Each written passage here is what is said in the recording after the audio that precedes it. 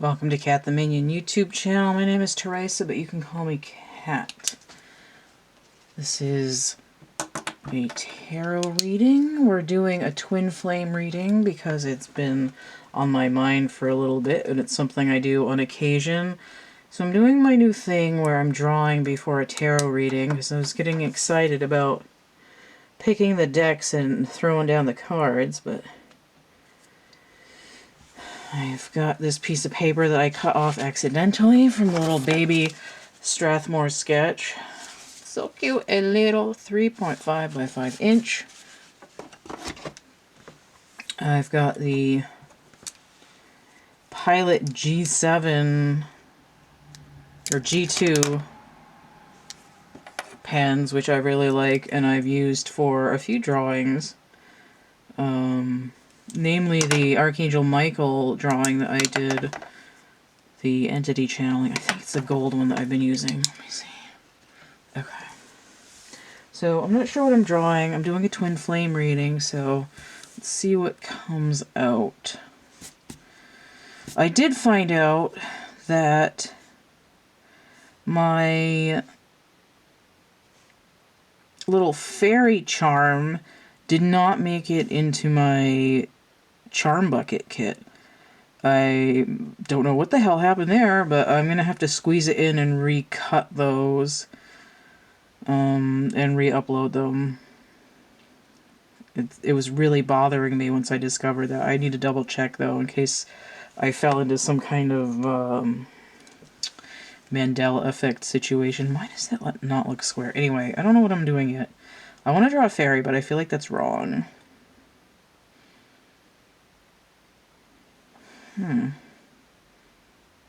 Okay. Oh wait, hang on, it's backwards. No, it's wrong already. Okay. Bottom of the thumb. Sort of a whirl. I kind of hate that already.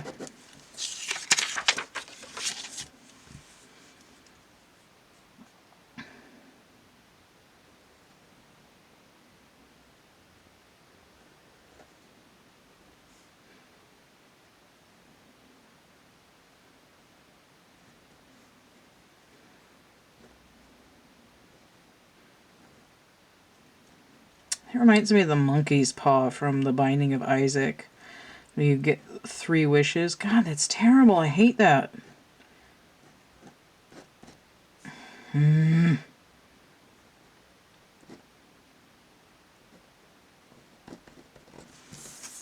don't like that. I'm going to start over.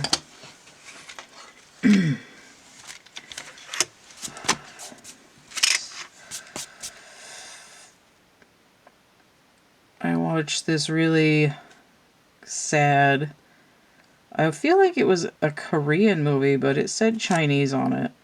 And it was something, a lot of these movies it's hard to remember or to tell what it's called, but it was something about a mermaid and a general working together to try to stop some evil people.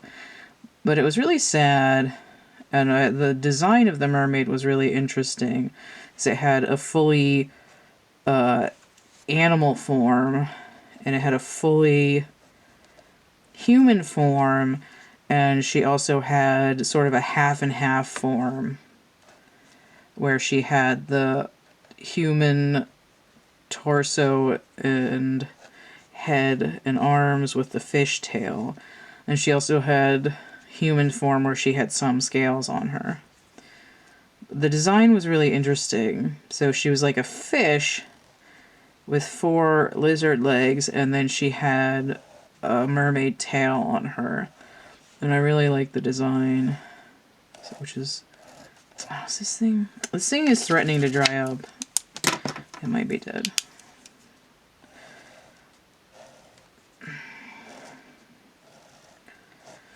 And I think that kind of, well, I suppose in the movie those two could be twin flames. The general and the mermaid. It was really sad though. A lot of those movies, are really sad. They have sort of star-crossed lovers that end up where one or both of them dies in the movie, and it just wrecks me for a while.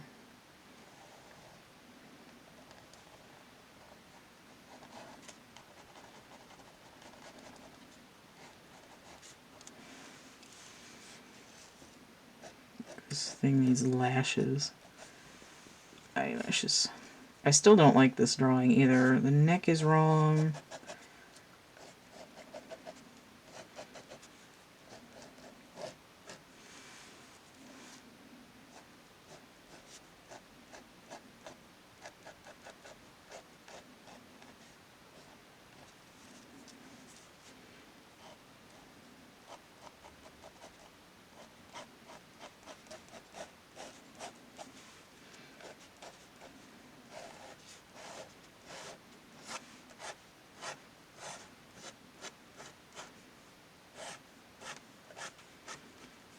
This is reminding me that I was just drawing a koi fish on the angel deck, oracle deck card that I made the other day. And I haven't really drawn them before, so I had to kind of look them up to make sure that I was doing it right. And it's passable. And I like the way the card came out. But I'm trying to sort of keep the new cards on the down low. This is pretty bad. I'm not very relaxed right now. I just want to finish this, whatever the hell this is. It needs to have, like, mudkip gills on the side.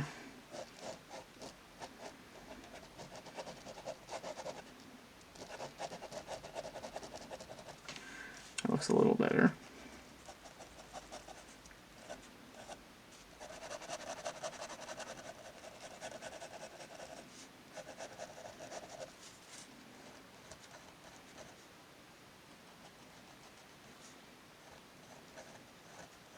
It looked nice in the movie. This is sort of a poorly executed tribute. But what I was going to say is that the mermaid and the general in the movie seem to be sort of star-crossed lovers, but they definitely seem to have that sort of twin flame bond where they sort of met as children and then kind of ended up interacting as adults.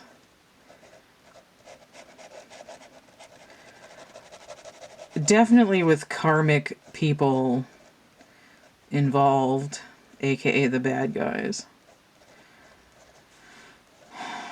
This sort of mysterious fairy tale quality that we're also dealing with here. That still looks like ass, but whatever.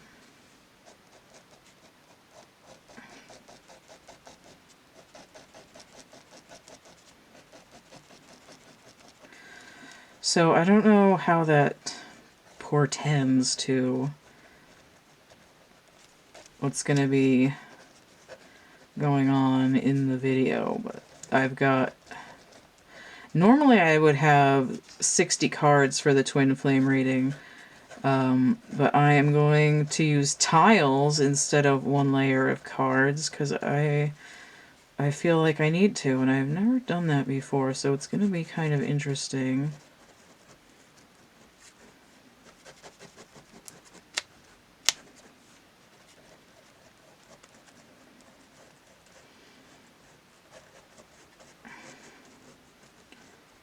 Alright, so I have my mermaid derivative creature here.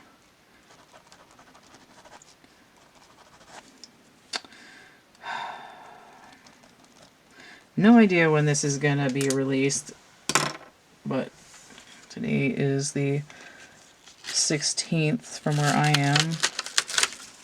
I'll cut those shreds off later. Alright, so we have our beginning thing. I'm going to cut the shreds off and I'm going to lay out the cards and I'm going to come back. If you've purchased a personal reading, I will lay the cards out on screen, but for these free readings, I'm just going to cut in when they're ready. And it's up to you to decide whether I'm faking it or not. I know I'm not, but you don't, so you'll just have to trust me. Or you can get a sample reading for $9 hairs. So I'll be back in a little bit, but for you it'll be just a few seconds. Alright, I'm back, and I've got this spread out now. This is a pretty big reading, and it doesn't all fit on here. It's going to be a little bit harder to show the tiles, but I guess I could bring them around. I usually go over which pile is which, but I feel like that's going to be confusing. With the... and I don't know why I've done it before. Let me put this back on here. So I've trimmed it now. This thing. So with this twin flame reading, I have the feminine energy, the masculine energy, and karmic energy. It could be a person, it could be a lesson, it could be a situation, it could be a thing. Masculine energy is whoever is operating in that at the time of the reading, whether they're always the masculine in the relationship or during this lifetime or whatever you take that to mean. And then the feminine, the opposite, doesn't have to be what your gender is, because everybody has both. It's whoever is focusing on that role at the time.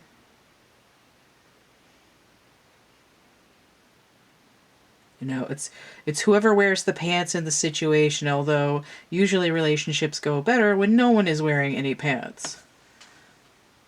So we'll see what's going on here. Alright, let's look at the feminine energy. Just cover up the peen for a minute. So I have, for the feminine's base energy, these tiles, and it says Viz, V-I-Z, and Cyan, S-Y-A-N. And I see that for this pile, for the feminine's main energy, and this pile that also has to do with the feminine, that I'm not getting a whole concept. There's letters missing. There's a word missing. So visual and then super cyan. Like visualize going super cyan. Like visualize leveling up. Okay. Also a lot of points there because we got a V, a Z, and a Y. Sort of the end of the alphabet. So we'll scoop those onto the table for now. And we'll see what the Thoth deck has for the feminine energy. This came out as a pair. Hangman inverted. What's that? Hangman inverted.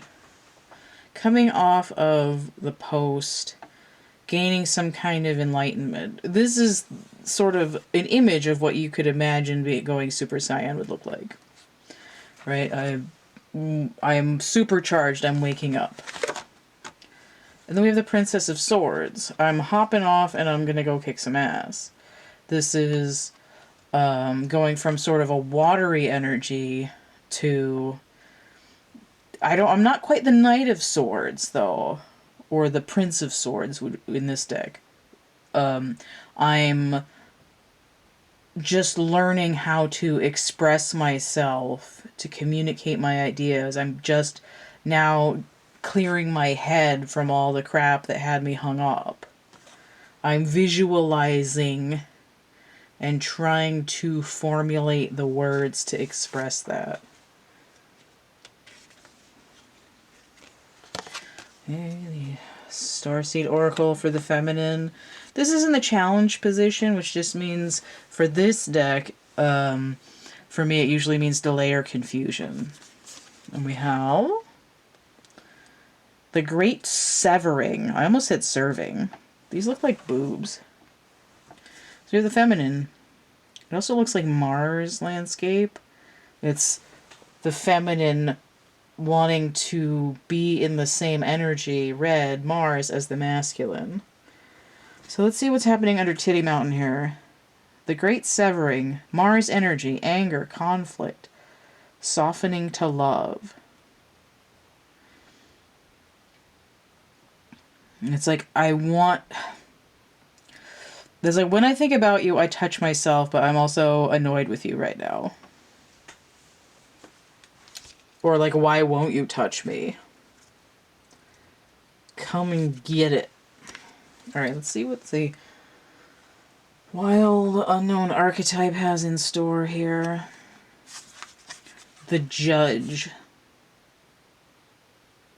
We're serving hand signals here, which is kind of what I was trying to draw at the beginning of this reading. I tried to draw a hand doing kind of like a this, and it came out as a thumb that was backwards from how I wanted, and then this garbage right here. And I see the hand here doing that, and this is like, come over here, don't touch me, pet me, but I'm gonna bite you. Talk to the hand. Alright, so I'm going to read the Judge from the book, because I haven't gotten this card that much. These two decks are still very new to me.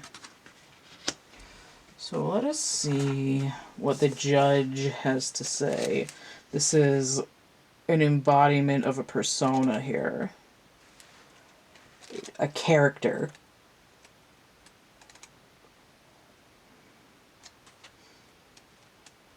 Which is what I was saying about who's playing the feminine and who's playing the masculine.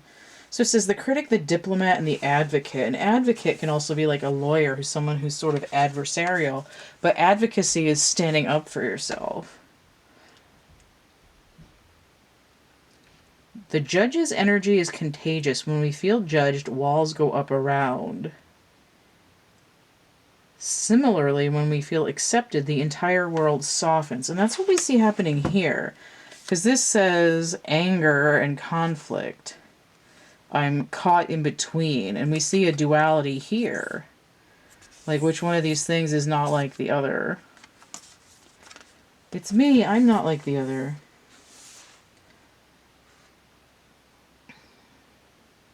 Gandhi had an incredibly illuminated inner judge. He was a lawyer.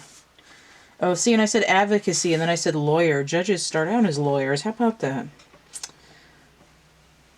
Okay, so we're still looking at this. Mama. The Judge has an incredibly important job. They work every waking hour of every day, helping us discern what is safe, true, and just. This is the visualization. And the learning to express your ideas. When this archetype remains unconscious, which would be the Hanged Man, if it was still swinging off the vine here, but we're waking up to ash and dust. Now, where was I? Oh. When this archetype remains unconscious or is captivated by fear, wise discernment turns into painful judgment of self and other. And that's where we get this irritation. Like, why don't you want me? Like, you must be some kind of piece of crap. Well, wait, if you don't want me, then I'm a piece of crap. And it gets into that, like, rawr. Rawr.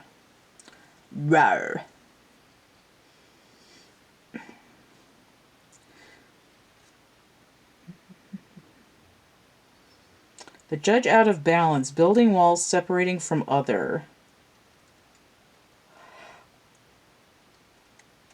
When this same discerning force is made conscious and healed, when the Hangman goes right side up,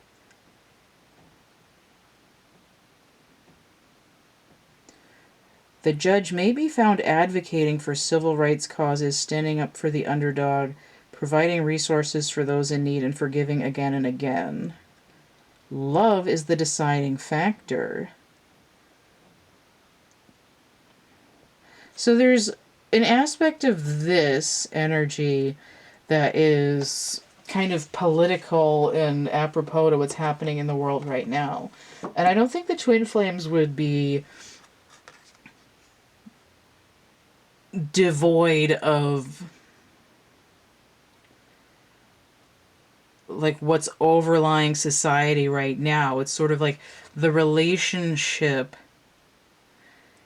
is a, I wanted to say archetype. The relationship is a template for what needs to shift in consciousness of for society right now.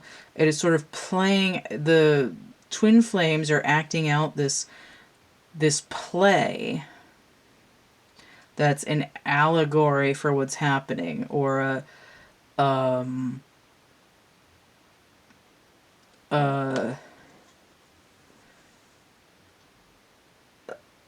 representative of what's happening. It's kind of like in Moulin Rouge, spoiler alert, but I mean, this movie came out like 20 years ago. Right? We have the sort of twin flames, we have the writer and the courtesan, but they can't be together because the karmic guy bought her and she's supposed to be with him. But she doesn't love him. She loves she loves Ewan McGregor. And who can blame her? So the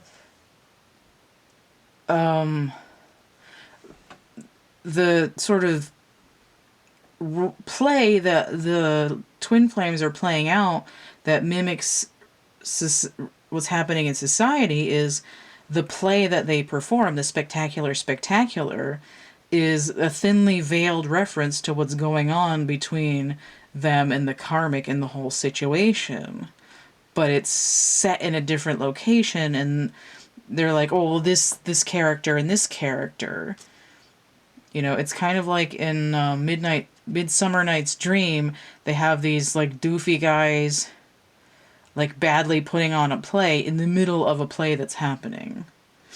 I don't remember that well enough to remember what was going on, but somebody had a donkey head in it, which, we don't need to go there. Anyway, this is what I mean, though. The twin flame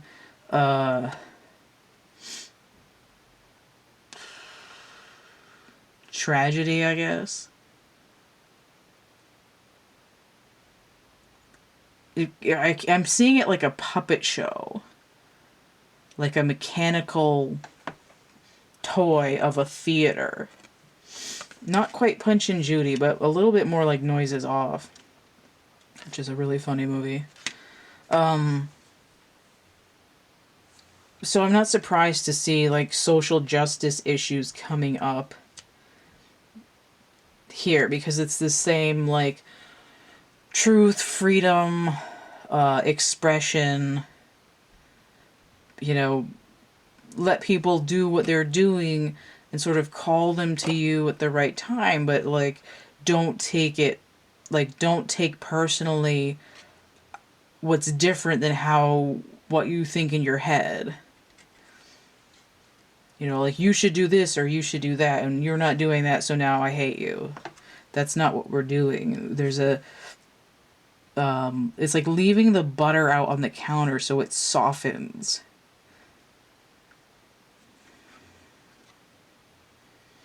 Alright, so feminine energy, we have this.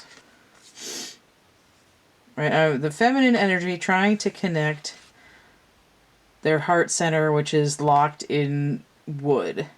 A lot of the time when I see this card, I'm like, oh, the feminine energy is trying to snuggle up against the masculine, and he's like completely closed off. Like, I've shut down, I've put up a rigid structure, and you can't get to my heart. But I feel like this is more of an internal thing. Like, I'm outside of myself, and I feel it's sort of like the cheese stands alone, but it's like the tree. Like, I can't feel my heart unless I'm outside of myself. I don't feel safe nurturing myself. I crave external approval, or what's it called? It's not stimuli, it's like external reassurance. Close your eyes and tell yourself that you deserve to feel joyful. You can allow joy into your life regardless of the circumstances you currently find yourself in. Right? I feel locked out of my own heart because I feel rejected or stalled, but I'm trying to express what my vision is and my point of view of what's really like happening, what really is. And there's like a blockage or something missing there. And we see that because the part of the words are missing. Right. So the feminine is locked in some kind of internal struggle of kind of self-confidence, but that has to do with, you know, an ear to the ground of society. Like, I feel in my own little world similar to how a group of people or groups of people, like what they're going through. Like, help, help, I'm being repressed. You know, won't anyone think of the children? That kind of thing. So we have X exec. Just slid right off the card. Let me put that back.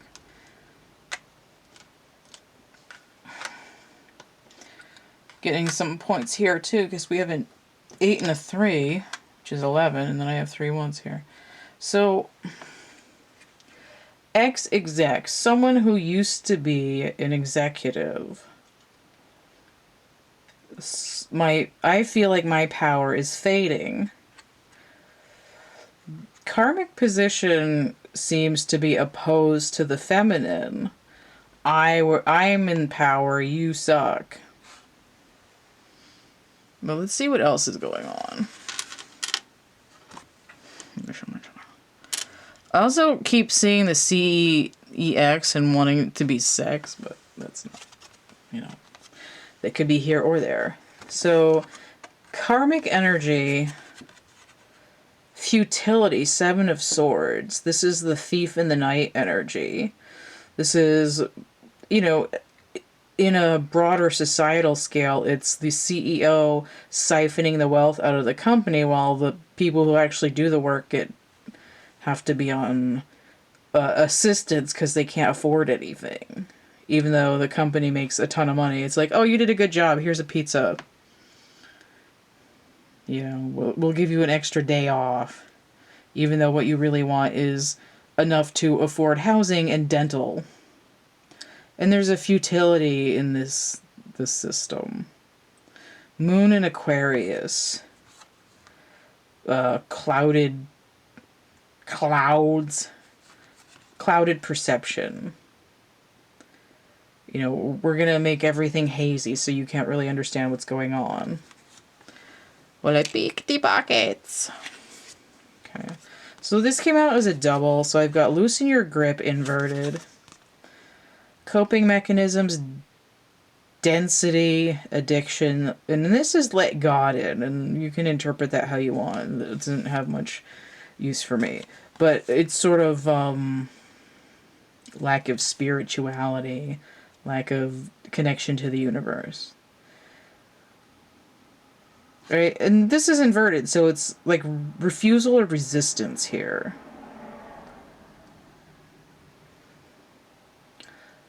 I don't want to loosen my grip. I want to keep having. I want liquidation.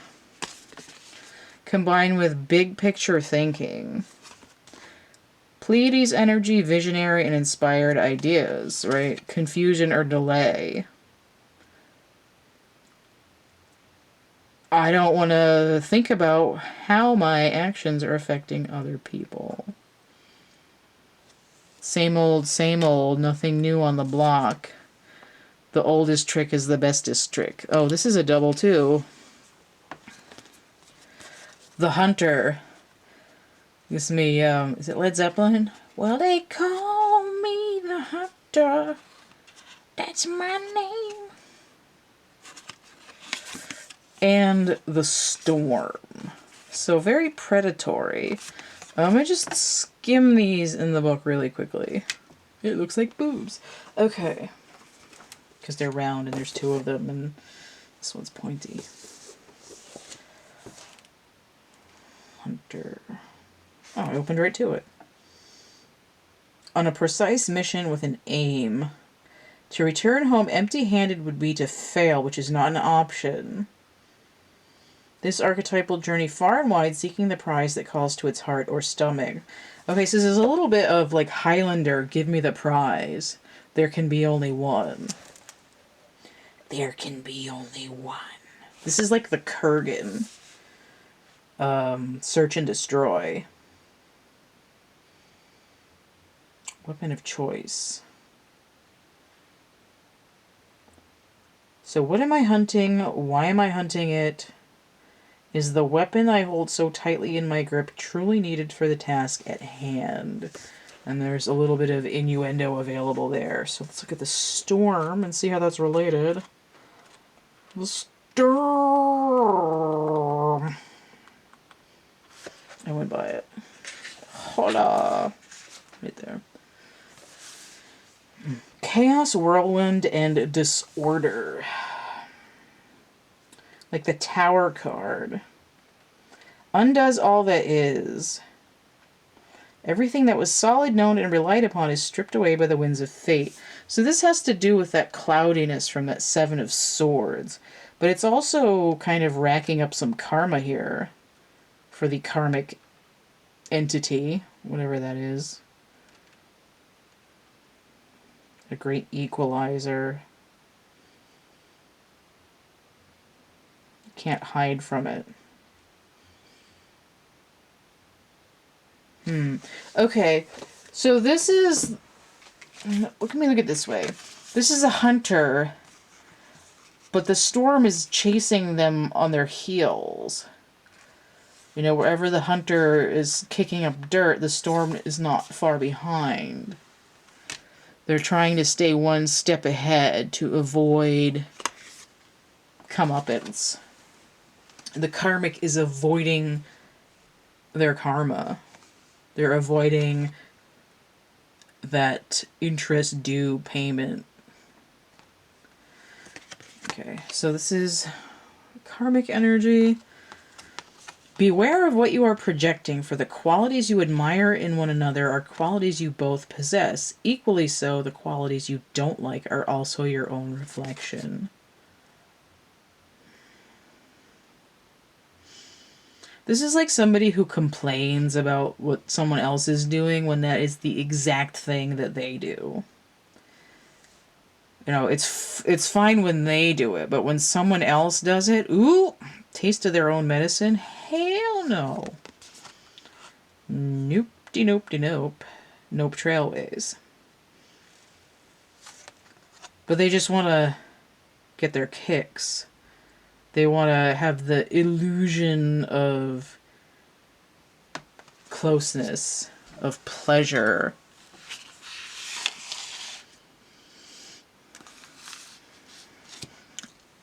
Like what's mine is mine and what's yours is mine.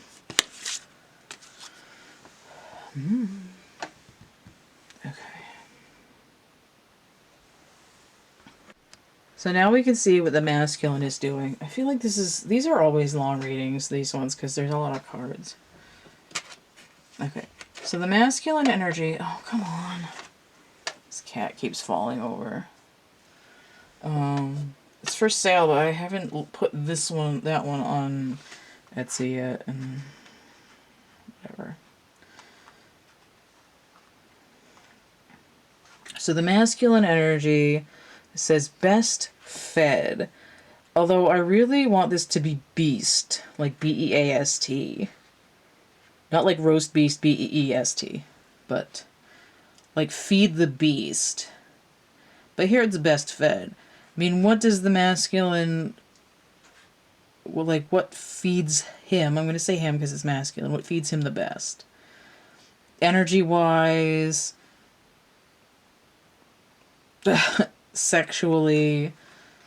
You know... emotionally... And so on.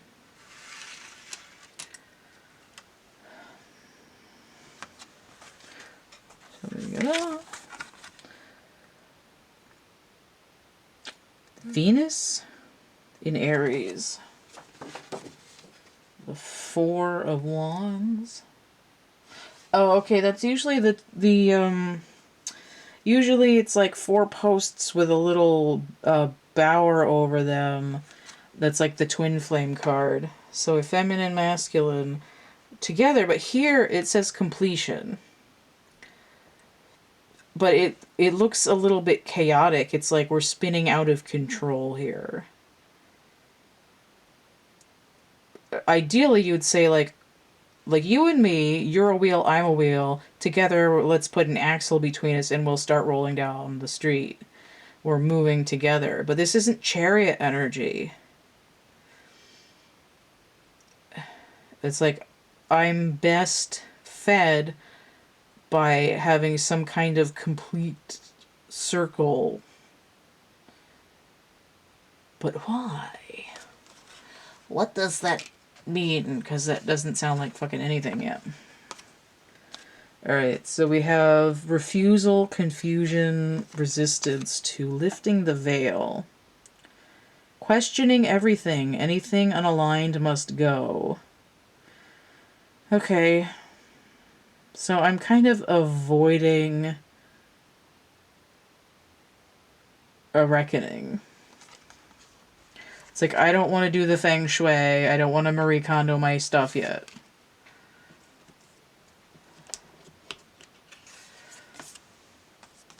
The gem. It's pretty. It looks like this, only not. The gem.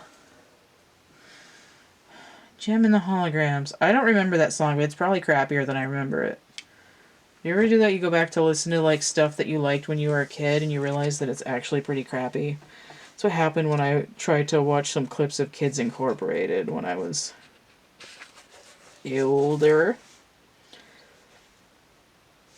Oh, I don't want the underworld looks kind of similar to that. The gemstone found in the underbrush. Is that a tool? Oh, it is a tool.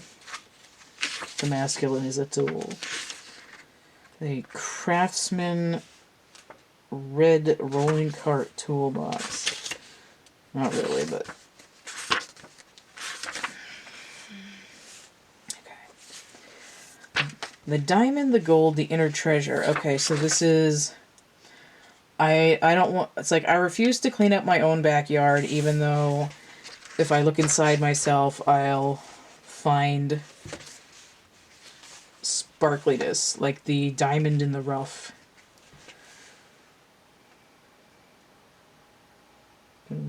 Masculine likes it rough. The moments of your life that glimmer are clues to where the gem resides. Okay, now that reminds me of Princess of Power, but He-Man's sister She-Ra. In the 80s, they had a crap ton of little action figures, and all of the women superheroes had sort of gemstone-y kind of names, like Shimmer and Starla and stuff like that. Although they also did that with the Dazzle series in 81. They had names that were similar too. Like Sparkle and stuff like that. Shimmer and Glimmer and Sparkle and Crystal. And Spangle. There are infinite names for the gem. It's also known as the jewel, the star, the talent, the gift, the gold. One thing for certain is that it's found deep within a substance that is very much unlike it. For example, a diamond in the rough. Come on, man. The gem always stands in contrast to its surroundings. You can't find it when you are among comforts and pleasantries. Okay, so the masculine likes to be well fed. He wants his cake and he's going to eat it too. He's sort of spinning around on a lazy Susan, not really finding what he wants. He's sort of asleep and slightly out of alignment, but is fine with what he's feeding on. I feel like the gem here has to do with the feminine energy. The gem is the connection, the twin flame connection.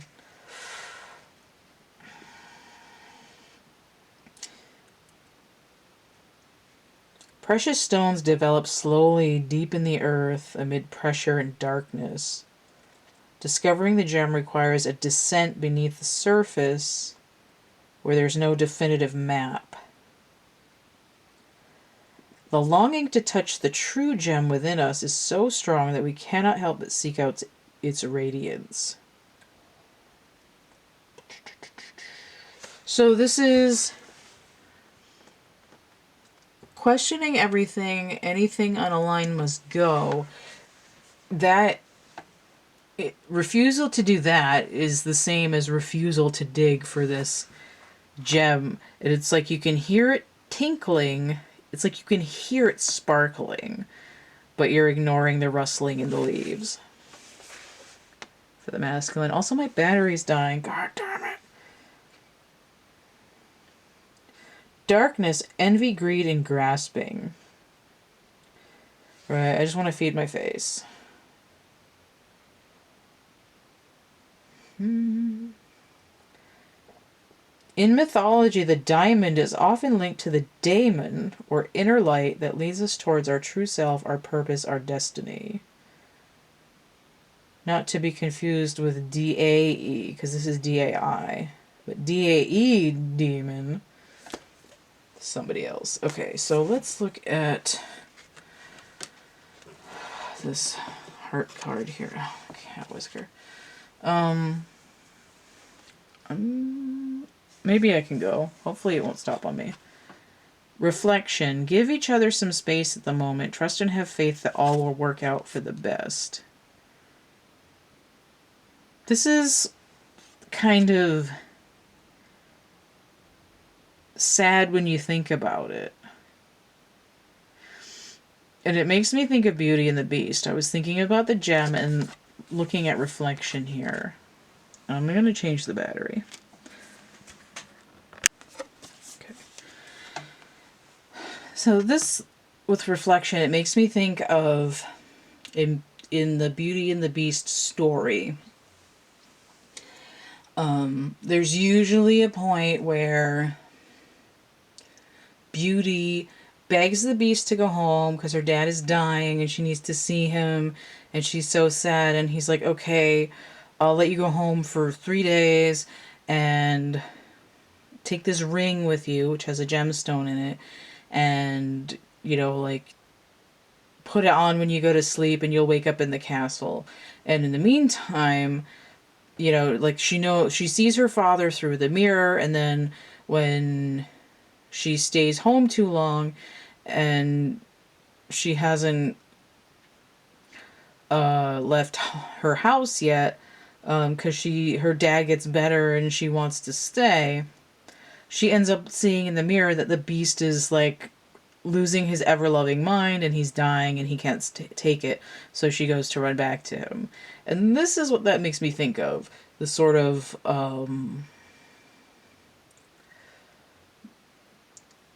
like peeking into sort of a reflecting pool to see what's happening with the other partner, even though you want to keep doing your life how you know it. And this is kind of goes back to that gemstone, this sort of shiny thing in the dark.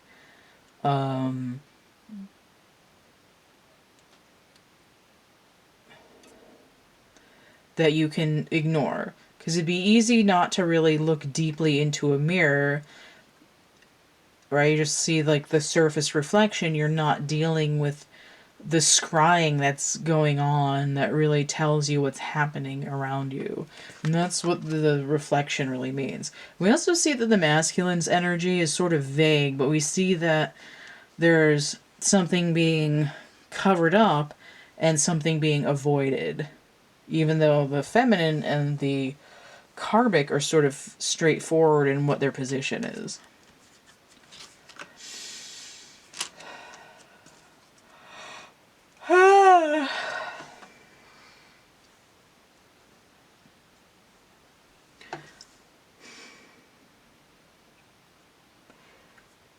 So, I'm gonna let the masculine hide a little bit longer. So let me see. Let me see how the feminine feels about the relationship. So I did mention that this was sort of incomplete and that this other aspect of the feminine is also incomplete. So this pile is how the feminine feels about the masculine, or what she thinks about him. And again, just saying she and him for simplification, right? The gender doesn't matter, and it could even be something that's going on internally. So I had a blank tile here, so I put a little piece of paper on there so we could tell what it was easier. So does. Or I could even say dose. Like a taste of your own medicine. But does the masculine give a shit about moi? Give me a soda. S-O-D-A soda. Okay. So we have the Wheel of Fortune inverted. Wasn't I... Oh, one of the cards of the day for like the second half of March, I remember hitting on fixed sign energy. Wheel of Fortune usually has Scorpio, Aquarius, Taurus, and... Oh, come on, brain. No.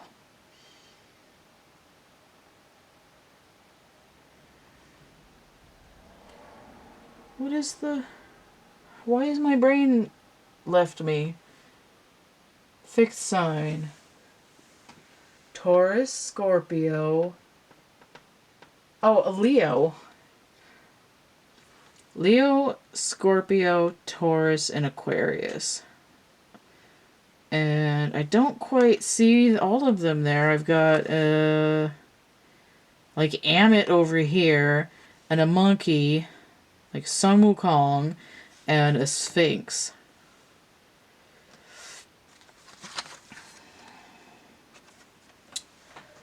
Okay.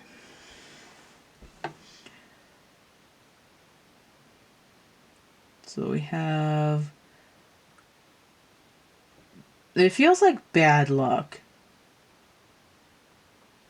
Like, oh, I'm shit out of luck. I'm SOL here. Interesting. This is fire energy, though. Jupiter Sagittarian energy as a card. Let's put that aside for a second. I'm shit out of luck. Amit is crocodile-headed Egyptian goddess. She normally has the body... The bottom half of a hippo, the top half of a leopard, and then her head is a crocodile. And during the weighing of the hearts in the journey in the underworld after the death in Egyptian mythology, when Thoth, because we have the Thoth deck, when Thoth weighs your heart and you've been a naughty little baby, your heart is heavier than the feather, then Amit will eat you. And then the Sphinx is sort of like riddle me this, and then Sun Wukong is sort of he's kind of a naughty little monkey. He's a cheeky monkey. And it's sort of not really his fault that he's misbehaving. He's sort of like a fire elemental. who was given some training, but then just kind of spazzed out and got like really upset one time and then spiraled out of control a little bit.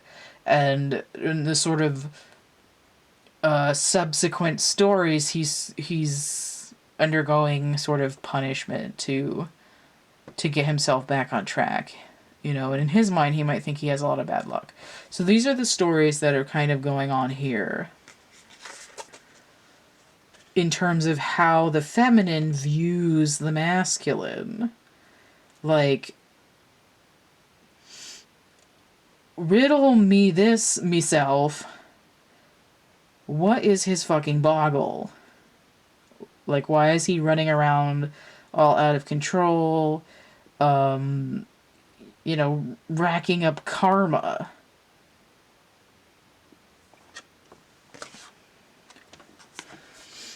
So then we have perspective. This is Earth, really fucking far away. None of this matters. Zoom out, common ground. Or it's kind of like, chill out a little bit, like, don't be so hyper focused on what he's doing, right? Eyes on your own paper. And again, it's like, see, I want to say that this is the world card, but it's not. It's the wheel. It's like a lower vibration of the world upside down. Well, then stop looking at it from the wrong direction. Okay. So we have Eros. This sort of sexy love. Okay, so I decided that this is the way this card goes. So, looking at this sexy love. 2-9. There we go. Alright, this is one of the... What grouping is this card in? Hello. The initiations. So this is one of the more spiritual cards in the deck, despite looking rather lascivious. Love as desire, eroticism, and sensuality.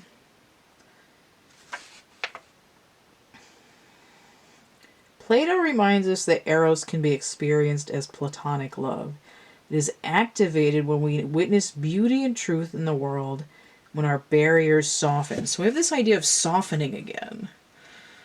And I think there's something to be said too, when an adult body gets extremely excited to encounter someone, we might regard it as like sexy love, because the excitement in the adult human body kind of runs up and down the chakras, and it sort of explodes in the sacral. Like, it overloads the sacral circuit and makes you feel funny, like when you used to climb the rope in gym class. So when you get excited as an adult, what basically happens is you get spicy in your pants, and then you think you want somebody. And this is saying it might not be that necessarily. But then it comes in like, what's that disappointment? Like, why can't I be with my twin flame? Why don't you want me? Why don't you even want to freaking touch me? And the feminine is like, what the fuck?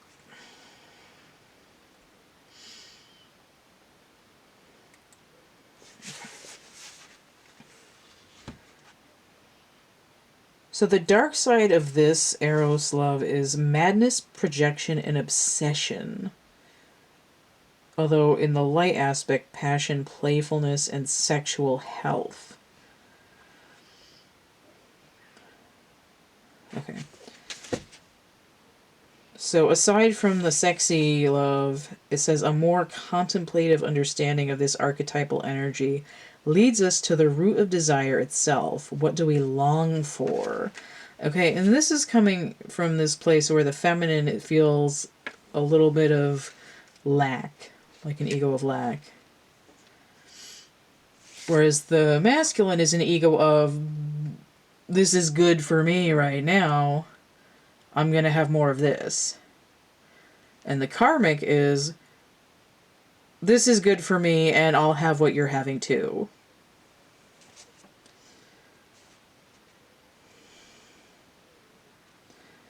What do we long for? Why are we awakened by love? What makes us hesitate in the face of intimacy? That's what's sort of going on here, is the feminine is desiring intimacy, but getting angry when it's not available to have.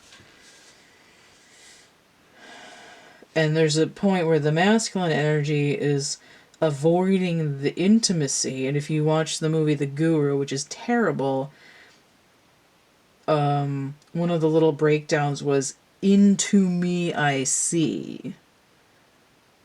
Which actually does make sense. Which is where that gemstone would be.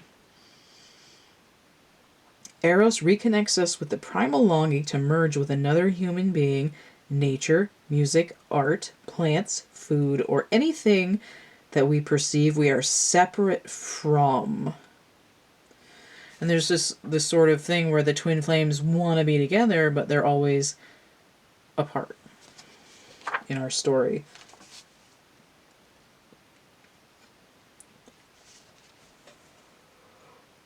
It says our heart embraces otherness when the Eros allows people to unite. So there's this idea of being like outcast, outsider.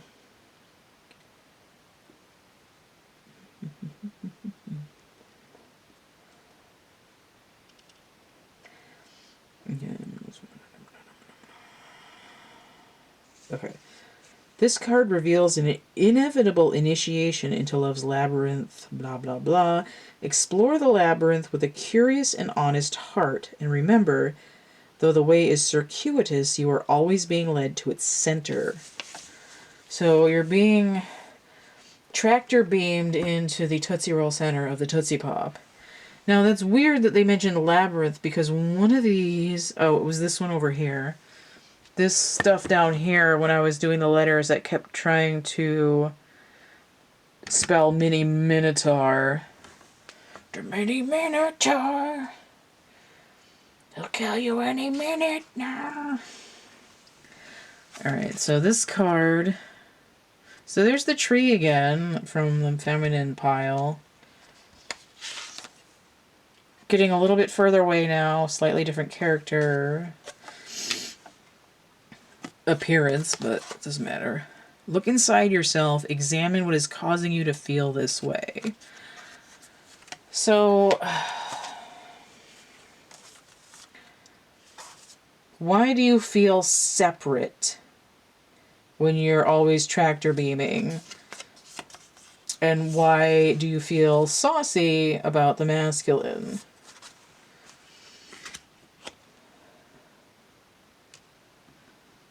Almost seem like episode. Like an episode of a show. I'm having one of my episodes. I'm... you know, does he love me? Does he love me not? Kind of a thing. But it's just like, why are you always in outer orbit? And it's sort of like, why do you feel that? Like, what is the desire there? So the feminine is being called to explore the root of their desire for the masculine. Okay. So to further explore the feminine's position, we're going to look at how the feminine feels about the union. Now, this came out and I was getting like, wah? Like jail in Washington? Or like, oh, I feel like I'm in jail. But what I feel like is that we're splitting this and we have whale and jail trying to happen at the same time. I'm like dramatically bemoaning my situation, and I feel like I'm trapped. Get some points here. I also have jaw.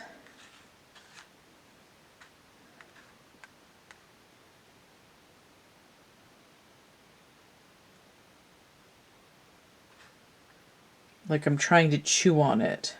And I also feel like I want it to be whale, like in the ocean. Like, oh.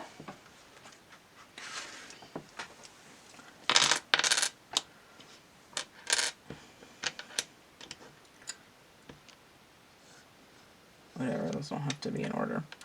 Okay. So how the feminine feels about the union itself, not the masculine specifically. So we have abundance. 3 of Cups. Now, we'd want this to be the Empress with Venus energy. But this is coming in Mercurial energy, which is a youth energy. Mercury and hot. Cancer. Obviously. Okay, so Mercury and Cancer. This is a lower vibration. It's a little bit immature. And that's not a bad thing necessarily. It's... I'm in a sort of... like, haha, look what I got kind of energy. So it's abundance, but it's sort of weak.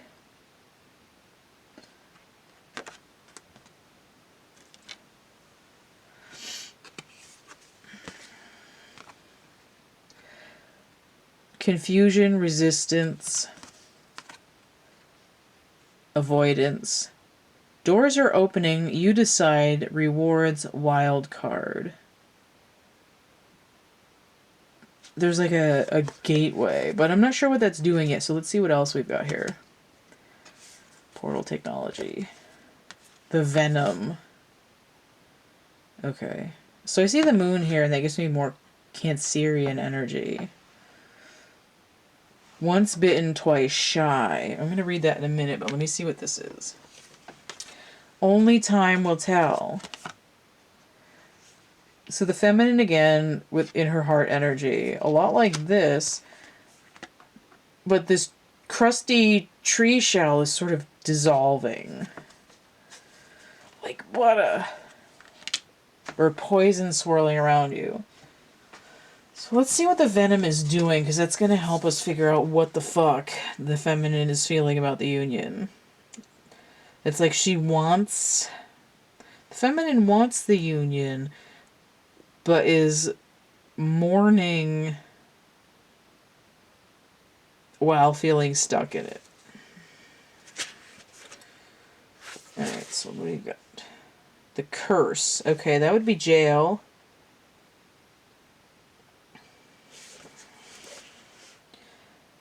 The spreading of the venom is like a chain reaction. When we strike others, it's likely we have ourselves been struck. Break the cycle. Okay, so there's a history of toxicity here, and we can see this coming up from the feminine's overall energy of the great severing, anger and conflict, and sort of judgment. Much to our dismay, the venom is always lurking in the shadows in one form or another. Its toxic presence may be found in our relationships, thoughts, speech, or environment. Thankfully, the cycle of purification and detoxification comes so naturally that it is built into our every exhale. We breathe out carbon dioxide, and the plants return it to us as oxygen.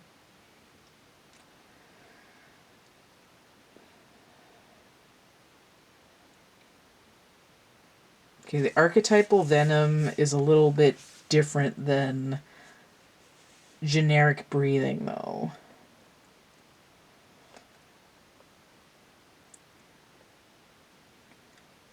So it can be self-detrimental and on grander global scales. When the Venom card appears, there's a harmful substance in our psychic realm that must be identified. And that might be the karmic energy. Your mind is poisoned. And that's where this... I want to say that's where that Seven of Swords card comes in, but that mind poison is more Five of Swords. Mind games. A mental mind fuck would be nice. Perhaps your words have a sting of poison about them. Perhaps a relationship is slowly draining your reserves. Acknowledgement is the first step. The remedy will reveal itself in time, and with it forgiveness. So this was, what is this? Only time will tell.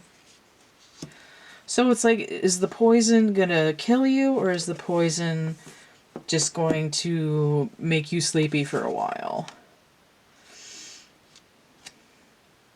This feels very much like I'm in a coma, my relationship is in a coma, and I'm not going anywhere. And I think we see this with the feminine's overall energy of trying to come out of the hangman energy and have like a new view of perspective. But the feminine energy is coming out kind of feisty. So my relationship is asleep and I feel like I'm trapped. But I have this hope, this weak hope of yay. Like, ooh, please be juicy, but is it even going to be worth it at this low level? Depends how strong the poison is and if you can put it on the floor and get over it. Let's read this again. Doors are opening, you decide, rewards, wild card. Like, abundance would be reward. It's like a get out of jail free card. Right? If you're in jail, the portal is the gate, the door. I'd rather be stuck here. Interesting. Intéressant. So how is the karmic acting towards the feminine? We have over and or. Like I'm holding an oar over you. But it could be a stick. I'm not quite sure what that means yet. Over and or. Like a paddle.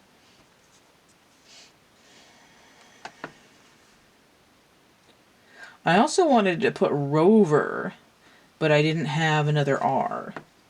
And that I dropped onto that pile from my handy Sacco tiles here.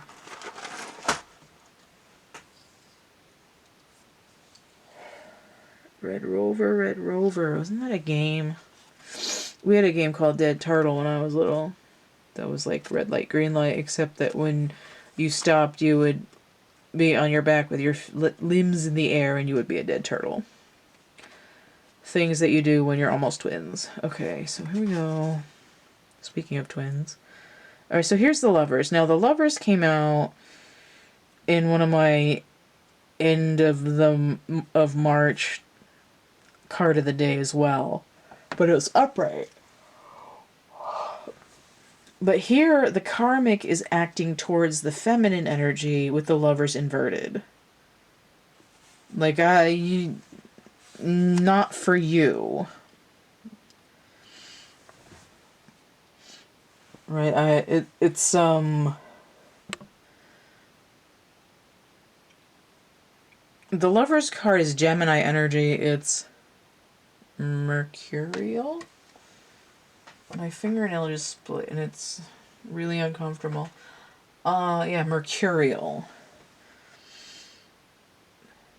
So we have this, I'm trying to infantilize by turning it upside down, right? I'm trying to infantilize your relationship. I'm trying to make it separate. I don't want you to choose each other. I'm causing you injury. Is that what you want? You want to be separated? This looks like the gemstone.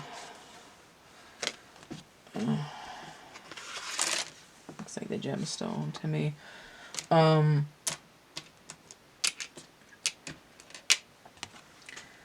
Your life is a canvas, artist manifestation, creative accountability. Which is interesting because it's sort of like, it feels like in this reading that the feminine is the only one being held accountable. But she's kind of doing it to herself. Like, this is my fault. And the karmic is like, yes, it is. It certainly is your fault. You suck. So then we have the vision. Now, this is interesting because I said that the feminine had viz, V-I-Z, was trying to visualize.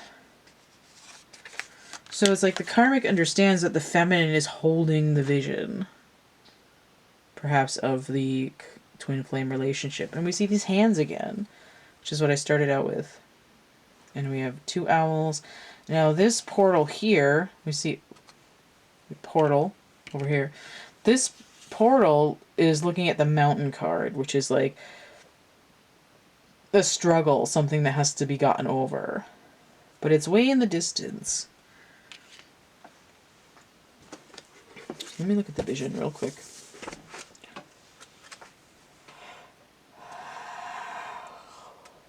Oh, it's right before the gem in the book, too. That's interesting. Destiny. We forget the vision the moment we are born. Okay, so the karmic is counting on the feminine not being able to remember the vision, right? If you're accountable to meet your soul purpose, the lack of accountability would mean that you wander off and forget what the hell you're doing. Like, no, go ahead and forget. Don't worry about it. Don't worry about nothing.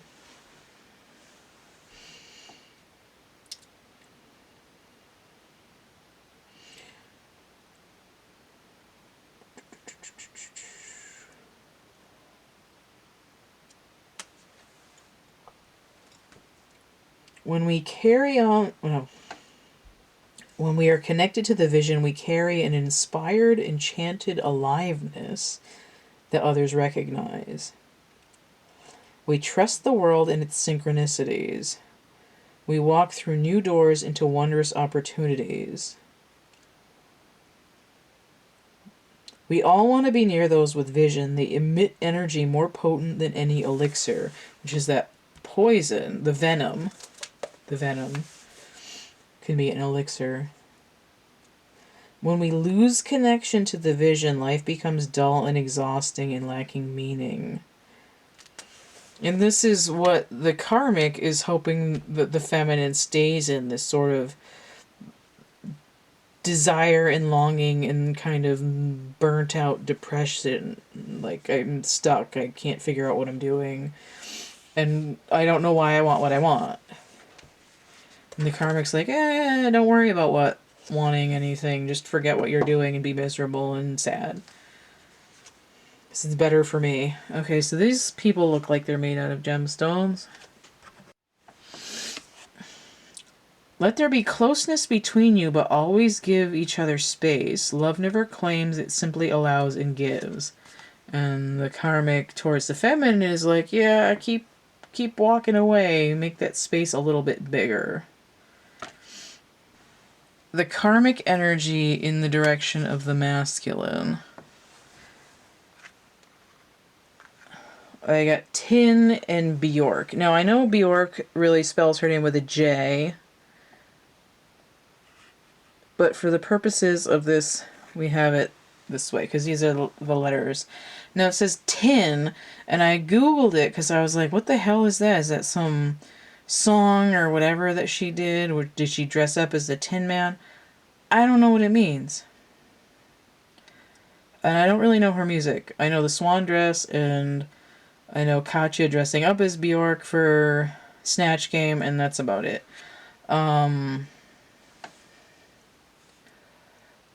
So it's kind of like a Tin Man, maybe, but I wasn't really sure what it meant. And I don't know if if the cards are going to help. So this might be a message for somebody in particular. Right, it's like, okay. It's not a gold record, it's a tin record. Right, like, did your song go platinum, or did it go tin? Like, did you sell, like, 5 copies? Which is kind of a weird message to get.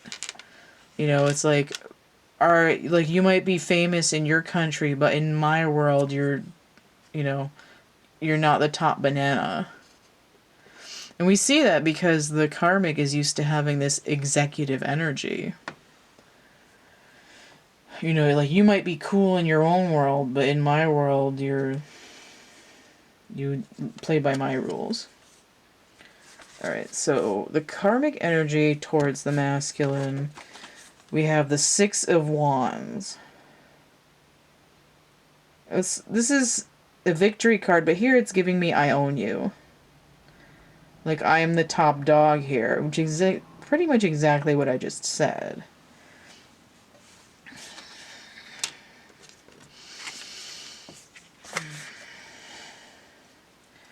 Right, so resistance, refusal, avoidance, weight of the world, boundaries, let go, it's not yours to carry. So this is coming in from the Karmic to the masculine. The Karmic already had loosen your grip, and now it's saying, let go. Let it go. And the Karmic's like, nope. Mine. Finders keepers, losers weepers. I licked it. It's mine. So we have the mentor, or in this case, Dementor.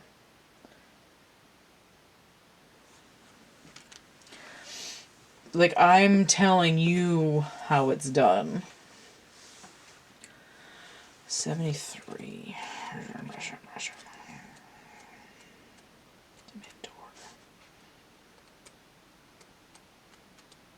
You can listen to me flip pages back till I get to it.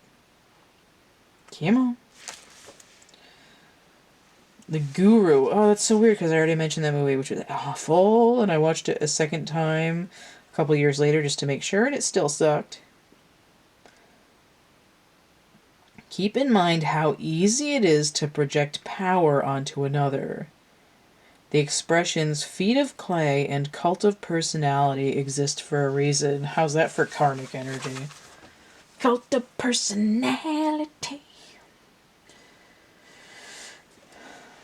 Which is weird because Gandhi was mentioned in The Advocate, in The Judge, as a lawyer and an advocate. And this one, I think Cult of Personality, the song by... I think the band is called Living Color, or they mention Gandhi. And Gandhi. That guy had a great, kick-ass singing voice in that band. It was like this giant guy with dreads wearing like neon bike shorts and like metal singing his effing face off. I wonder if they have any other songs. They must, I mean, as a band, they'd have to have like more than one song. Anyway, Cult of Personality.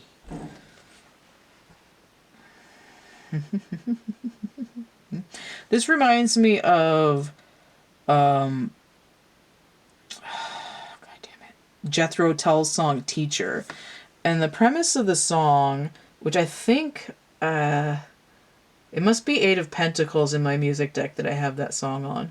But the premise of Jethro Tull's song Teacher is that he goes to be the student and the teacher spends the whole time fucking off. And the student is like, well, like, why am I the responsible one here? You know, sort of like parentification of children.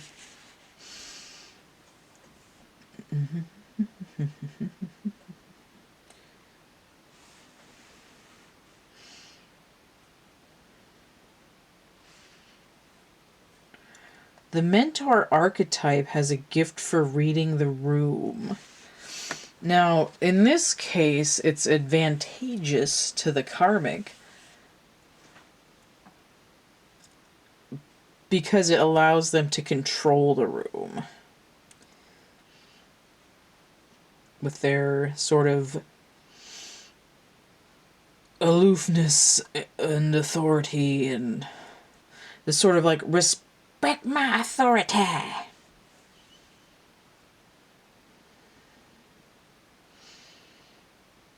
Anytime the mentor forgets this humble link of, you know, service of the greater good, blah, blah, blah.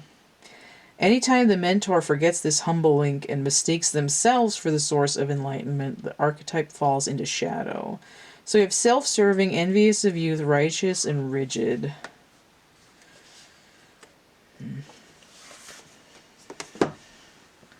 For a god am I, the karmic says.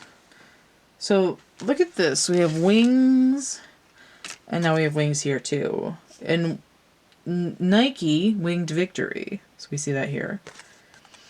The past is now behind you. Release it and embrace new possibilities. A new path is now available to you. Follow it with faith. So the karmic is saying, forget about what you were doing. I'm the boss of you now. Listen to what I say.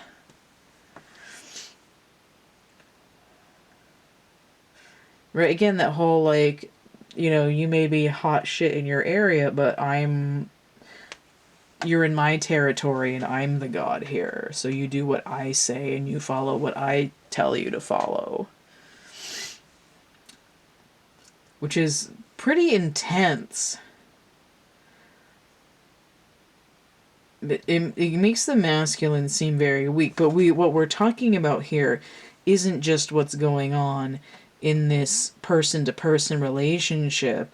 If you look at the patriarchy, you can see what the karmic energy is saying. Like, you're going to come into the darkness with me and you're going to be my lackey. And the feminine energy can go kick rocks. And we see that playing out right now. How the feminine is reacting to the karmic. Now, what I've got for tiles here, it says trim, and then I had a blank, so I made that an I. Trim tin. I need to cut out this tin. Like, we're not doing cheap garbage. We're not,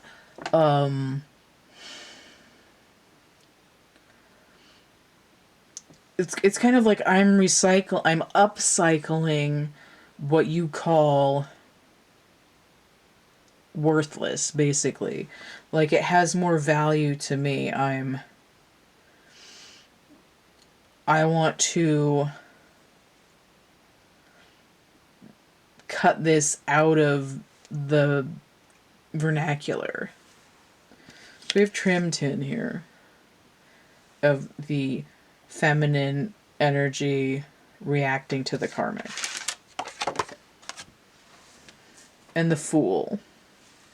Oh, I just got John Lennon starting over. Starting over. Aquarian energy, which we've seen popping up a couple times. Sort of conceptual.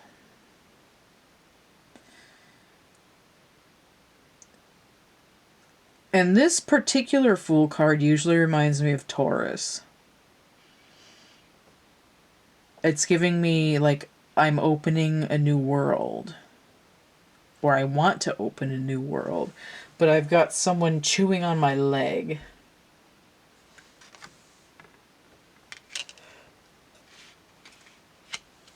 I see a similar color scheme to what's going on here.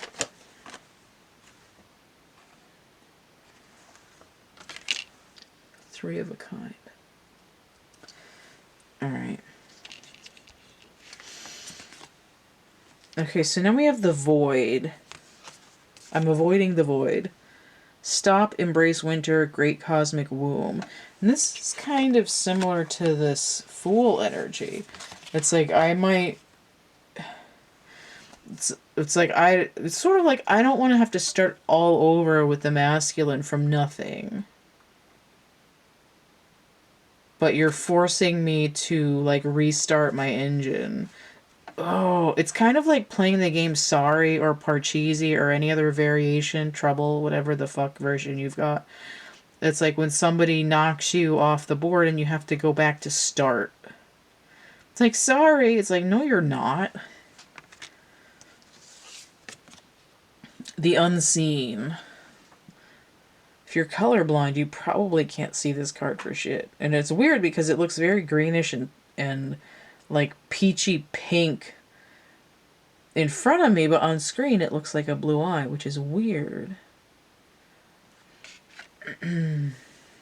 I'll go back to the Unseen in a minute. So here we have this. This always looks like a masculine energy and then a feminine energy in a portal trying to like cozy up to him, but he doesn't see her and he's just sort of lonely and they're separated by this gap. But we do have the yin and the yang here. Balance. Love is not always about agreeing just for the sake of it. A great relationship is one that both supports and challenges. And obviously we have some kind of challenge going on here. So let's see what the Unseen is talking about. The Unseen. I mean, I could pull from these cards without reading the book, but, you know, just because I can doesn't mean that I want to or I have to. Especially because I'm not super familiar with this deck yet. I've only had it for like a year. And it's very complex.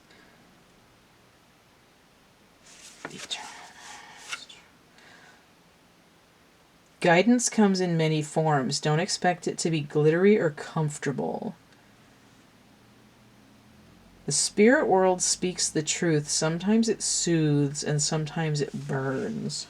That makes me think of Sheryl Crow, The First Cut is the Deepest.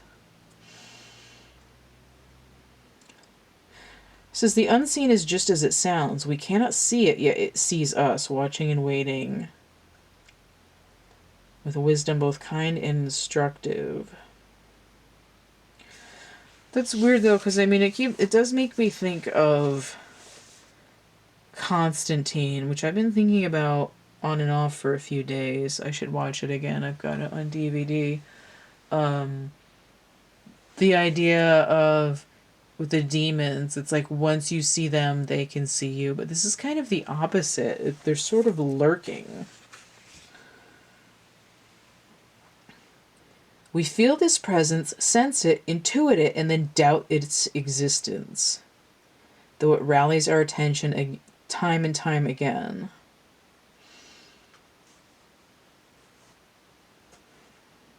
It is natural to fear these communications as they challenge our perception of what is real.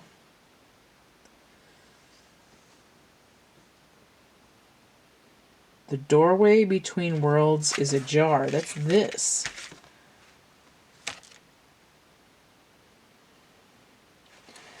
The sounds may seem as though they come from a distant land, but they call from your innermost chambers. Okay, so lightness is clairvoyant guidance, whispers of wisdom, and dark energy is dark looming energy, unwillingness to forgive. Okay. So the challenge here is the karmic acting towards the feminine wants the feminine to feel like everything is their fault and you should hate yourself. But this is a challenge for the feminine to forgive themselves for sort of getting into the situation and sort of to forgive the masculine for undervaluing himself. Interesting. Oh, this should be an L instead of an E. Sold. S-O-L-D. Bought and sold. Sold himself short. Interesting. Okay. My soul man.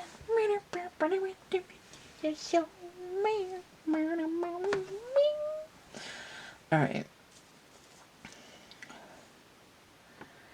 So, I want to talk about how the Karmic views the union. And the letters that came out spell peen. I mean, immediately the Karmic view of the relationship is it's physical, the material world, and I'm going to reduce it to that. You know, there's nothing deeper to see here. If it's just a physical relationship, then it's not worth it for you to be together. You know, you can get your jollies anywhere, so why not where I tell you and how I tell you? 3 of discs inverted. So this is works. So we have, this to me looks like a little triangular boat. With little hovercraft wheels on it. Mars and Capricorn, interesting. But it's inverted. 3 of Pentacles is usually like building a cathedral. Like cooperation. This to me is like sabotage.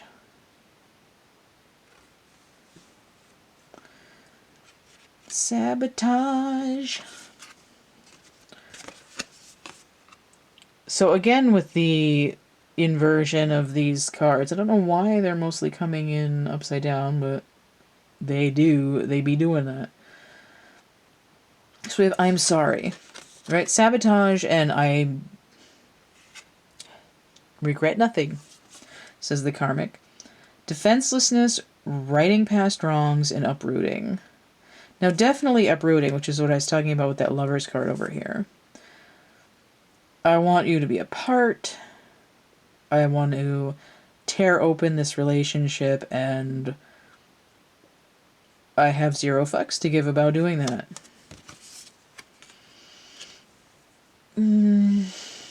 Sorry, not sorry.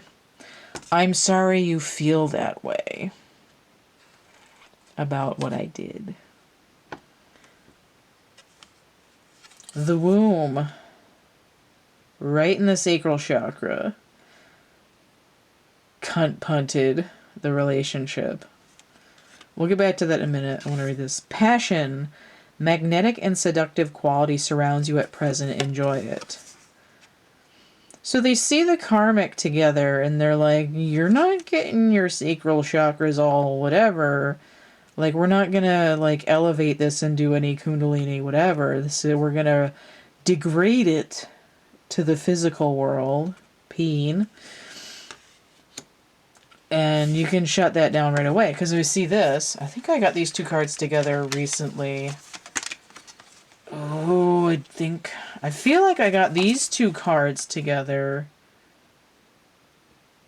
That was a different triangle. I've got this card in a different triangle that was also a round card in the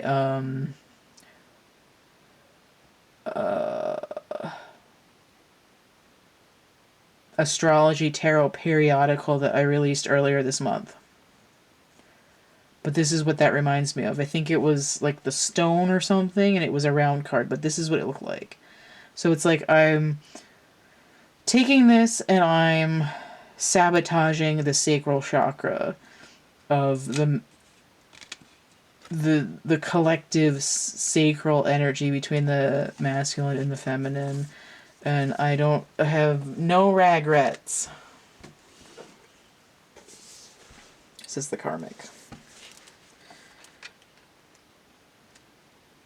It's like it's pretty crass, but the Karmic has their fingers all up in that pie. So crass. Oh, this is about origin stories. The mother of all fuckings. Okay, so it's about honoring feminine energy, but here it's like dishonor on you, dishonor on your cow. Which is pretty rude to the feminine.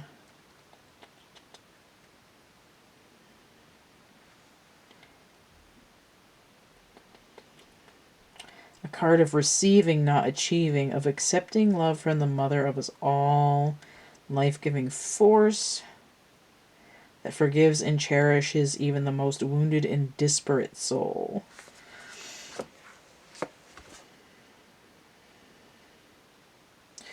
So the karmic was already trying to wound. We had the lovers inverted, which was lovers upright healing, lovers inverted, like insult to injury.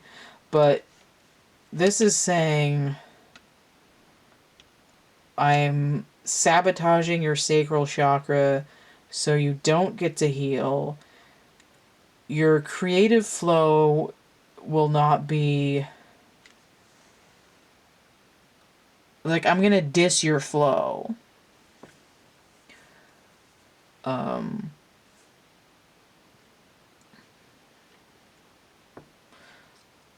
Like your goal, your records are garbage. Your music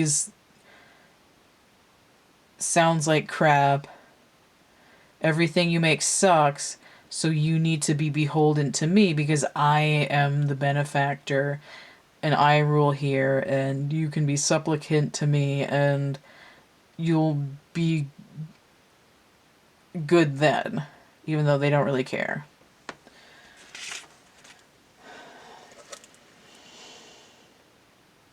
You know, it's sort of like the safety to create what's in your heart. But it's like the karmic is like, I don't want the masculine to create what's in his heart. I want him to mimic what I want. And if the feminine is in the masculine's heart, that's, you know, fuck her too. Okay. So...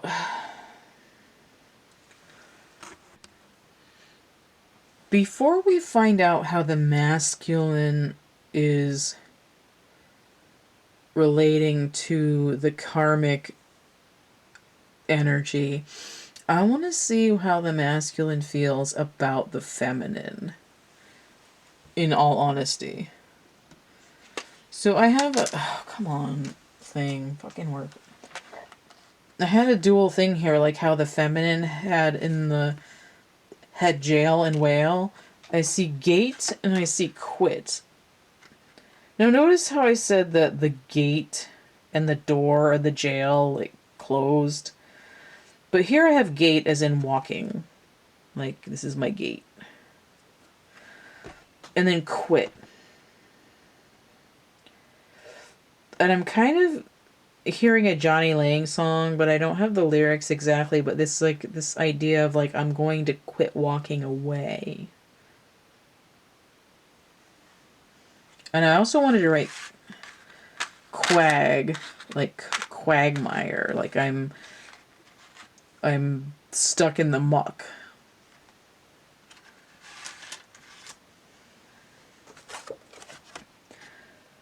The Knight of Discs inverted. Now the Knight of... okay. So normally the Knight of Pentacles is the slow knight, and when he's inverted, he's going pretty fast. But in this deck, the Knight is actually the king. It's not manifesting. I'm out here... I'm an errant king. I'm running around all over the goddamn place, and I'm not getting anywhere, and I'm a little bit off balance. Right? Again, I'm stuck in the muck. I'm over here with, like, fucking RTAC,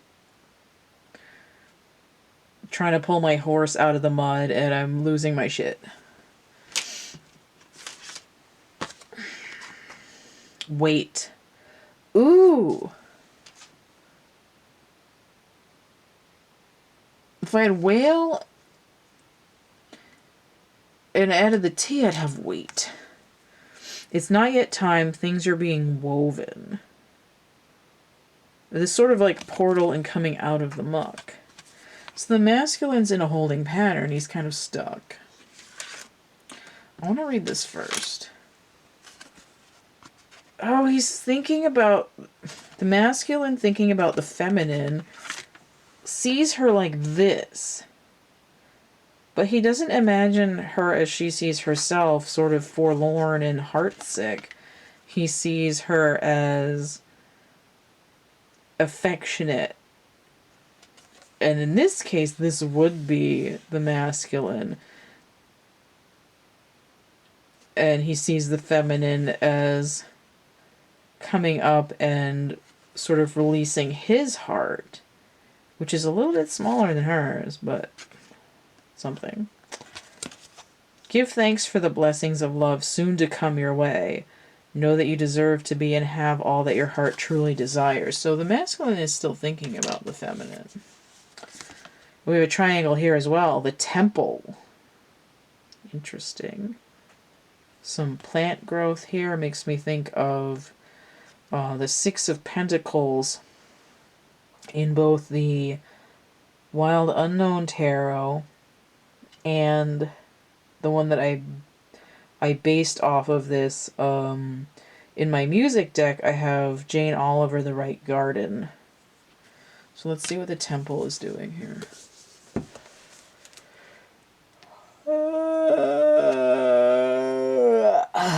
Alright, 141.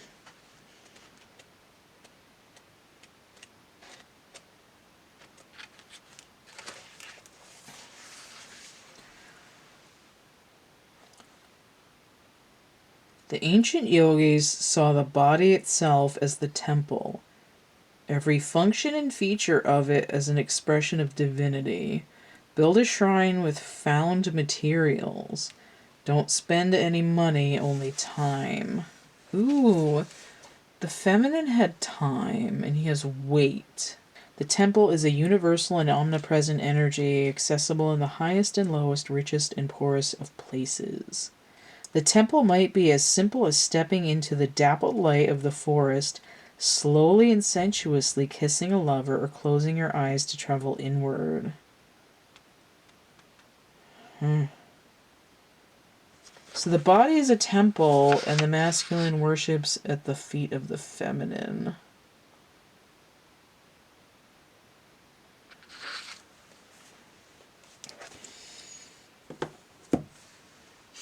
So the masculine is desiring the feminine. He wants to get that smoochy, lovey-dovey.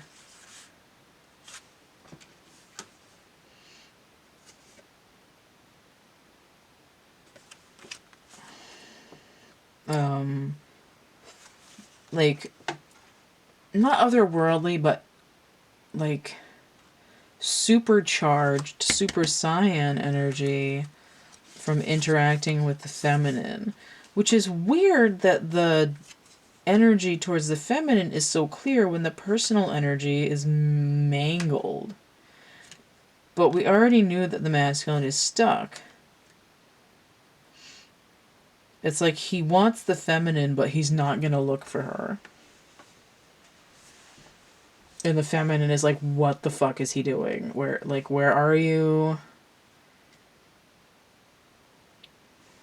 Okay. So how the masculine views the union. I have sugar, and then I have la, which isn't a real word, but it's a sound. So it made me think of Carolee's song Sugar. So sweet like sugar. And then it sounds like she's saying la. And then like ah and whatever. Sweet like sugar, la. So that's what we have here.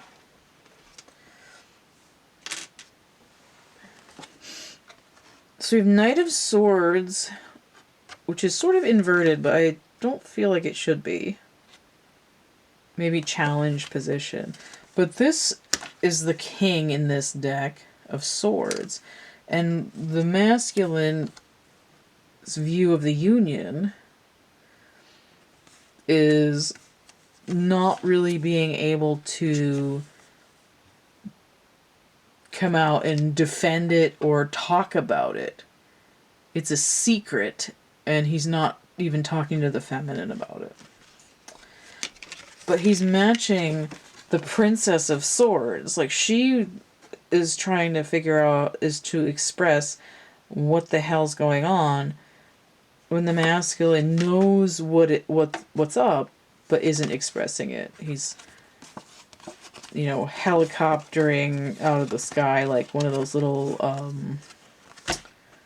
a wing nut, like made out of tree stuff, not like a little metal one.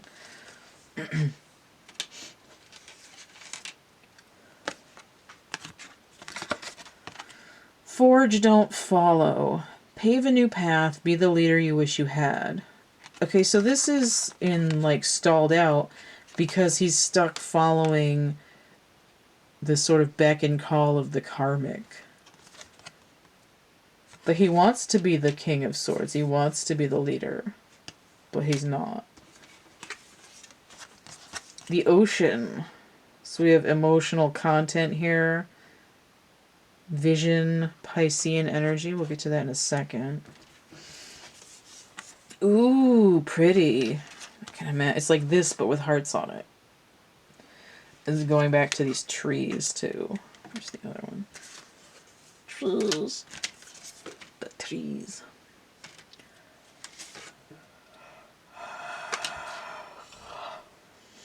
Okay. Alright. So this says, criticizing one another will only lead to further unhappiness. Love and accept each other as you are, and your relationship will magically transform.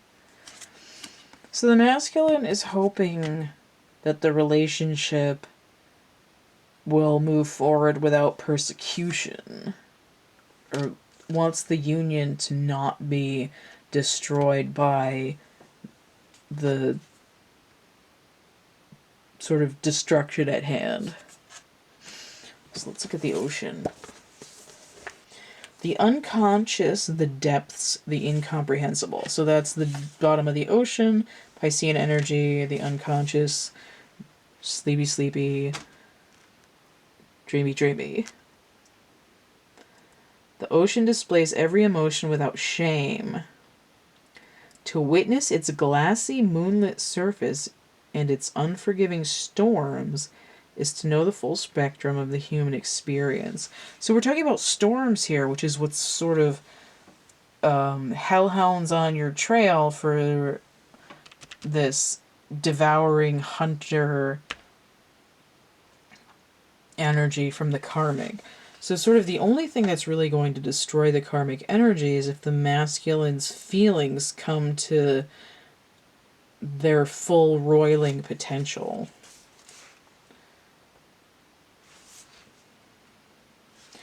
When the masculine has an emotional tsunami, the Karmic will not be able to withstand it.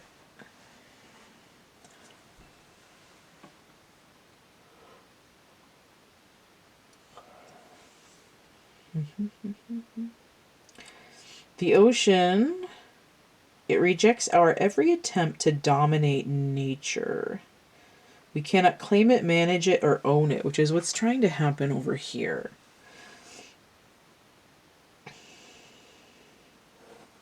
Masculine has the potential of the ocean within him.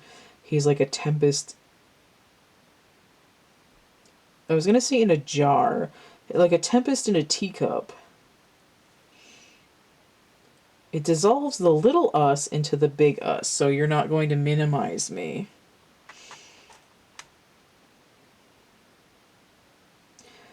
When the energy of the ocean is present, there is change stirring that is beyond any change you've known before.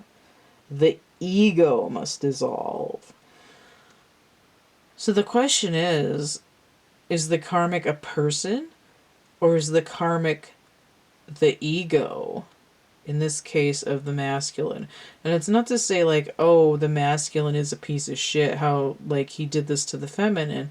It's a play that's being drawn out because of something that's happening in society. So we've been in the patriarchy, so the masculine is up for review. It's kind of like when Venus was retrograde, the feminine was, you know, in the spotlight, and then Mars retrograde, the masculine did it. But this is a grander scale. We're talking about like 6,000 years here. And this relationship is a smaller fractal of that. And that's why this is happening. If it was a toxic matriarchy, then the feminine would be like, you need to get your shit. She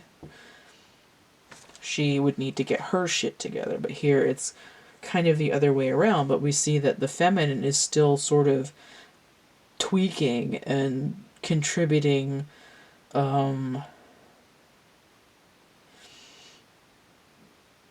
stress to the situation by reactivity and fear and anger. Which is not to say you can't be, scared or angry. It's just saying it's not all on the masculine. But it's also to say, like, in society and the patriarchy, it would, like, it's not the minority's fault that there's a systemic, imbalance. But there's ways that you could be less, I don't know. I don't want to victim blame, but it's sort of like there's ways to react that are less detrimental. But that's the way we learn things, is sort of like fumbling around and then learning and being stronger and holding more to your truths over time. And we see what's happening right now is that as more people find their inner strength, the patriarchy is screaming as loud as it possibly fucking can because it knows that its time is up. The distorted masculine energy.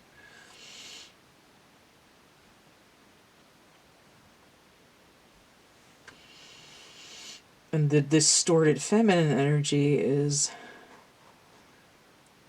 playing their part in the play as well. The saline swells work on your very cells, your fibers, your deepest underlying beliefs. Like Aphrodite, we rise from the ocean's froth, a new being. Life is changed, let the wave crash. So they mentioned Aphrodite here, and then we had Eros love coming in over here. And I believe... I was going to say, I think Aphrodite and Eros had something going on, but I can't remember the genealogy of the Greek gods right now. But Aphrodite, goddess of love. Eros... Oh, I know what it was. Eros was Cupid. I feel like there was Hermaphroditus, but then I think Cupid was her and somebody else's kid. Maybe Apollo. I don't fucking remember. Anyway.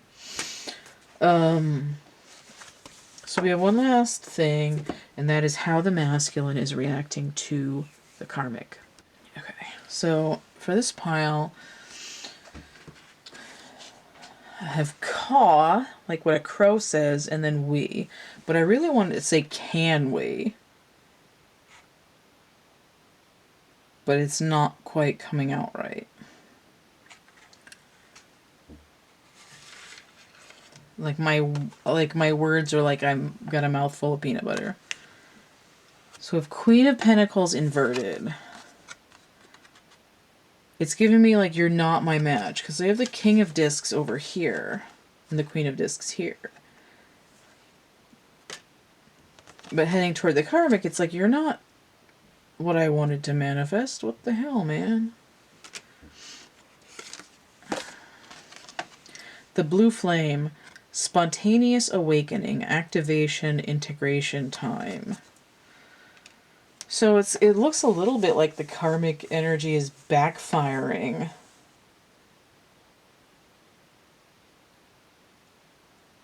Or the karmic energy is part of the masculine's growth cycle and happened to awaken them in a way that wouldn't have happened otherwise.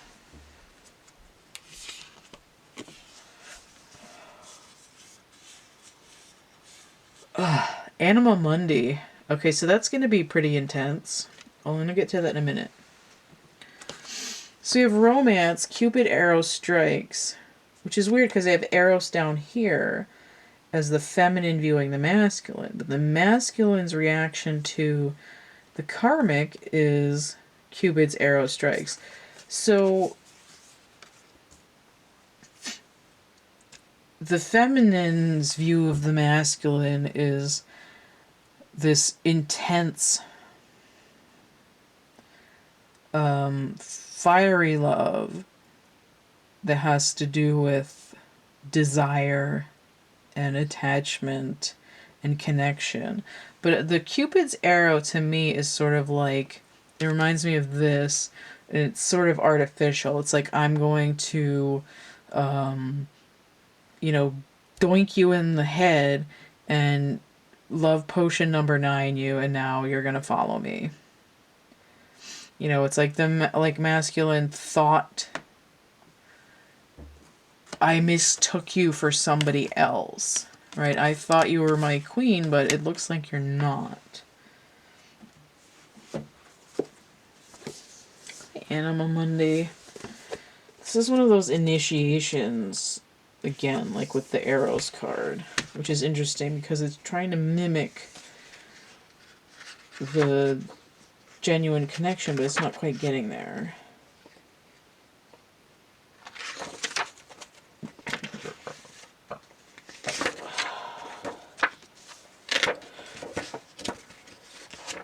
This is the last card in the deck. Alright, so Anima Mundi.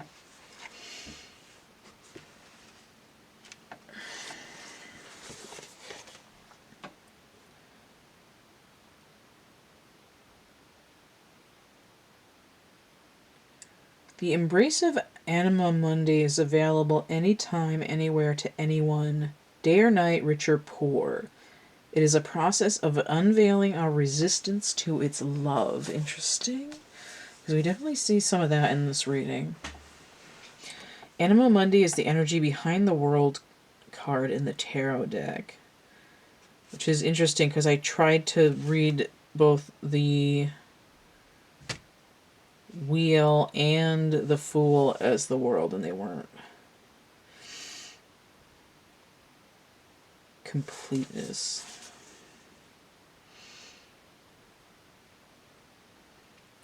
Anima Mundi is the living soul of the world. And all its multifaceted, multidimensional layers bonded together by loving cosmic forces. Diversity is celebrated, multiplicity is honored. If I could talk. Nothing is denied embrace. Constructs of separation dissipate into the wonderful mess of shared consciousness. Soul initiation. You will sense yourself as a critical note in the cosmic orchestra. Destiny is altered as you hear the enchanted melody of all living things. So it says, in the darkness, it says, overwhelmed by the bigness of existence. Now, that seems artificial because the karmic was trying to make the masculine feel small. And it's like, it's almost like my world is too big, so when the karmic tries to shrink it, I'm fine with that. Because I'm trying to look for something finite to cling to. It's like even though the masculine has really deep feelings about the connection to the feminine, It's just giving me Bee Gees, like, how deep is your love? It's like it's too big. The Pacific Ocean is too much. It's too deep. It's too scary. It's not mundane enough. It's too gold, and I need to be tin. So I'm going to listen to the Karmic when they say, I'm telling you you're 10, and we're gonna, in this feminine is just in it for your pain, and you can get that anywhere. You know, I can handle that myself, so just do what I tell you. And it's kind of, it's in this nexus, okay? It's in this sort of matrix of like plates spinning matrix of spinning plates, just sort of in some kind of timeline fog. It's like the feminine is being asked to calm down and and not be hyper fixated on feeling trapped by lack of movement in the relationship, and the masculine is being tasked with getting into his feels. It was like the feminine is being tasked to not overfeel into hysterics. It's like, it's very Aquarian. It's like, you know, anything worth thinking about is worth overthinking about like 800 times. But it's, but with feeling, you know? And the masculine is like, I don't know if I want to look at that because it's a lot. So there's a lot of resistance. So the karmic energy could be this sort of, I don't want to say infantile, but this a sort of juvenile resistance to, I mean, to excellence, but to being your full potential. It's like an ego of diminishing. Like, we don't do that around here. You suck. You're not that good. You know, you're small. You're tiny. You're not worth enough. Stick to the rivers and the lakes that you're used to. Don't go out and splash around in the ocean. You're in over your head. You're out of your element.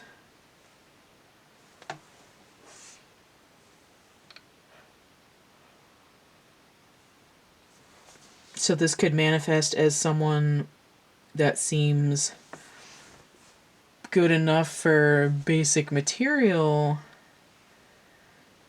needs, but there's always sort of this question in the back of the mind of, it doesn't feel sparkly.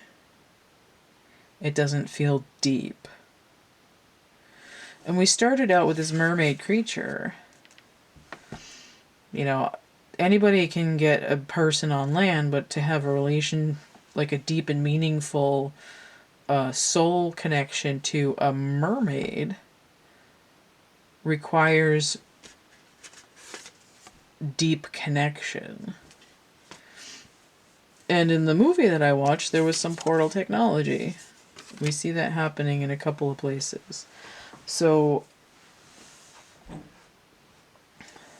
this was a very long reading, and I'm barely conscious right now because it's like 4 a.m. If you require more personal information, or you want to get any other reading to supplement this, email me, thecatcameback@camp@gmail.com. You could get a sample reading for $9. The Twin Flame is $99. I think the Past Life and the Life Purpose are both $99, and then some of the simpler readings are like $45. But you can get a sample for $9, which could be a condensed version of any of those. So check that out. It's in the description box down below anyway. Don't forget to like, share, subscribe, comment. Check out my playlists tab and stay groovy, and we'll see you later. Bye. Thank you for watching. Stay connected with Cat the Minion energy work. Check out my complete suite of goods and services conveniently from my Linktree. linktr.ee/cattheminion. Color your way into some relaxation with my coloring books Energy Forms and Draco Forms on Amazon. Get groovy with fashion and home accessories from my Cafe Press or Redbubble shops. Decorate your environment with original art and divination tools from my Etsy shop.